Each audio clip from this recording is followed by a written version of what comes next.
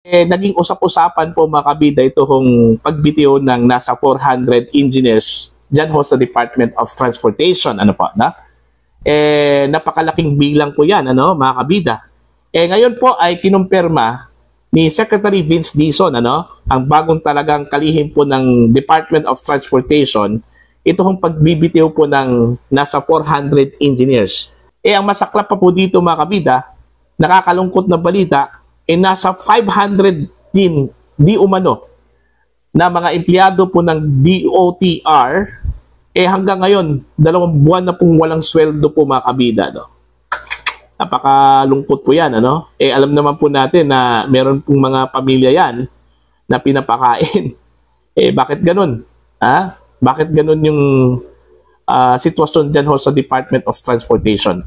Eto, pakinggan po natin. Itong panayan po mga kabida ng 2x2, ano po, no? Anthony Taberna at Jerry Baha po ng DZRH kay Secretary Vince Dizon. Pakinggan po natin, mga kabida. Po ba na katakot-takot na engineers ang nag-resign sa DOTR?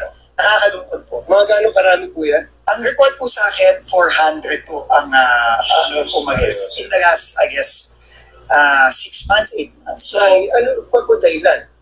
May mga administrative pong naging problema eh. Medyo may mga na-delay po ang sahod. Naku po.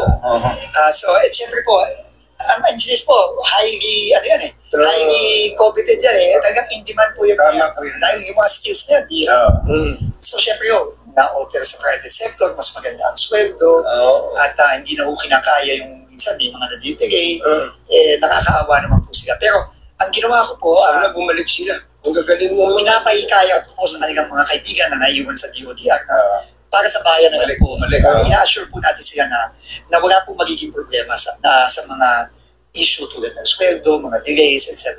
Totoo po bang may mga nasa 500 empleyado ng mga contractual ang hindi pinapasweldo ng DOTR 2 buwan na? Hindi ko po alam yung exact number, pero meron po akong sa aking mga briefing, meron pong mga nagsabi sa akin ng gano'n. So, kaya nga po, kailangan na po pumasok yung ating bagong team para po mapabilis na po talaga yung pagpapasweldo agad-agad. Kasi po, yan ang pinaka-importante. Para po sa akin, yan ang pinaka-importante po natin kailangan alagaan yung ating mga tao.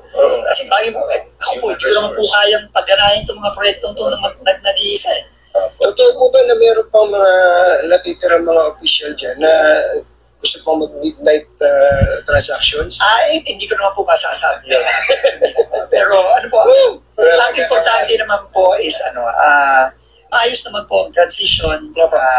Hinihintay na lang po natin na yung ating mga rekomenda sa ating mahal na Pangulo ma-appoint na para po talagang tuloy-tuloy na po tayo. Kasi technically po, ako po yung nag-iisa pa lang po sa DOTR. Ayan. Malabas na yung Ayun. So malinaw po mga kabida, meron pong 400 engineers ang nagbitiw dahil ho sa issue po ng sweldo. Delay po ng sahod, ano? Bakit po? Bakit po na delay yung sahod po ng DOTR Naturingan na maraming pera yung DOTR po mga kabida, no? Okay? Yan yung problema po sa gobyerno. Itong malungkot na balita, itong sinasabi kong nasa 500 employees, ano? Mga contractual yan, ano? Contract of service, most likely, ano? Wala hong sahod. 2 months na po raw. Delay yung sahod. Diba? May pamilya yan, mga kabida, na pinapakain, ano? Yun yung observation ko kasi, no? Ako, dumaan man ako sa gobyerno, Naging empleyado ko ako ng gobyerno dati, ano? Yun yung medyo observation ko, mga kabida, sa gobyerno. Ang madalas po na binubugbog po sa delay po ng sahod po, mga kabida, ito kung mga contractual job orders, no? Contract of service.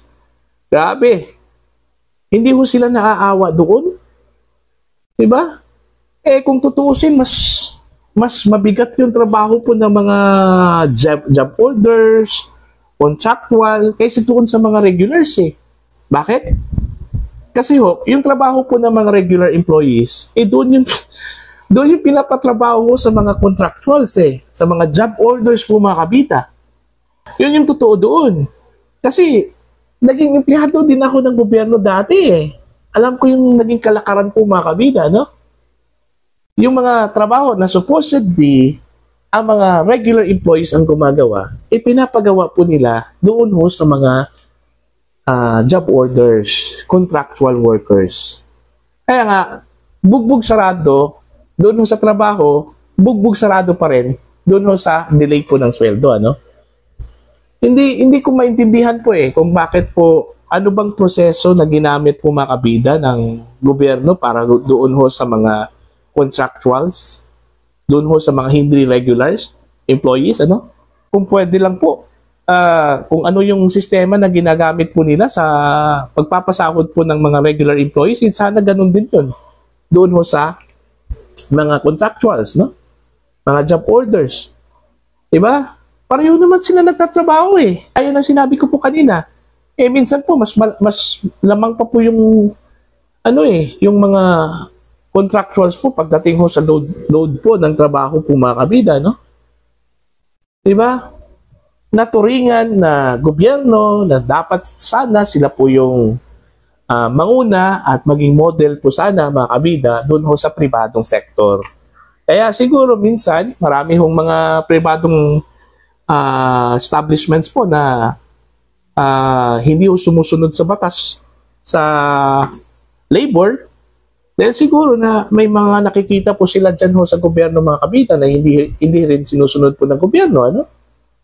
Nilapastangan yung karapatan po ng mga manggagawa. Okay? Ito, DOTR. Napakalaking ahensya po ng gobyerno yan.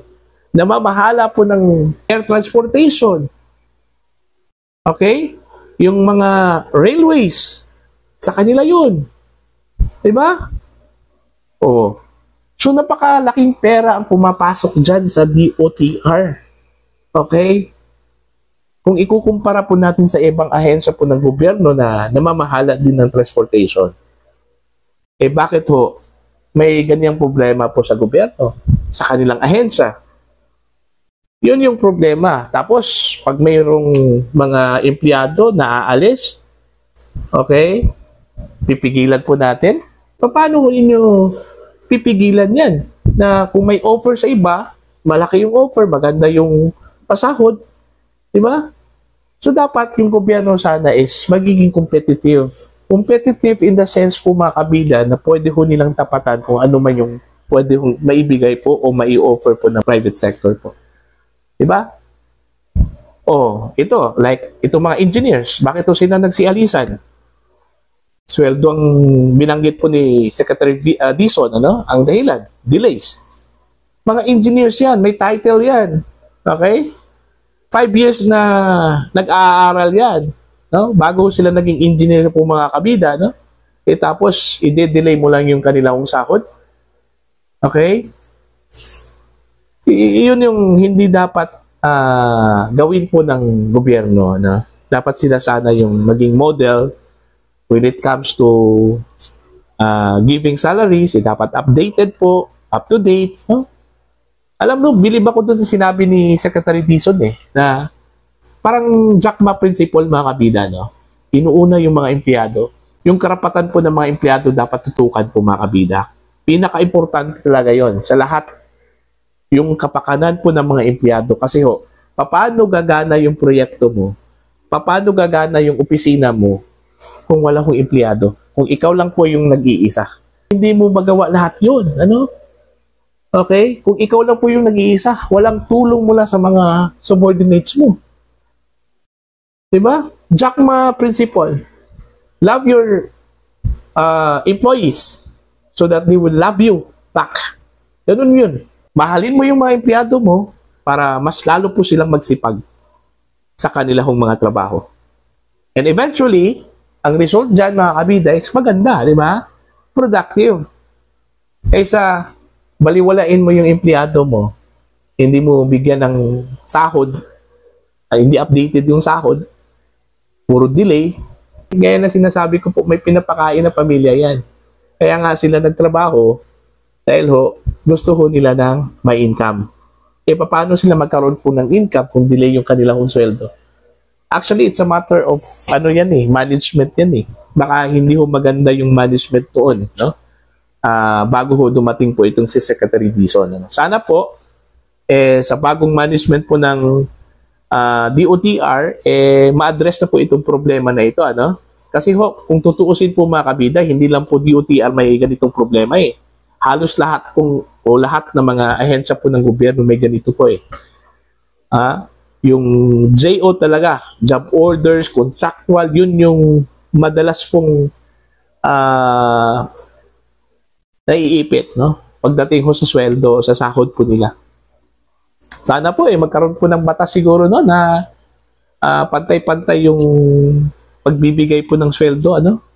Ma-regular ka man or ma-contractual, ano? Kasi para sa akin po halos magkapareho lang po sila ng trabaho eh.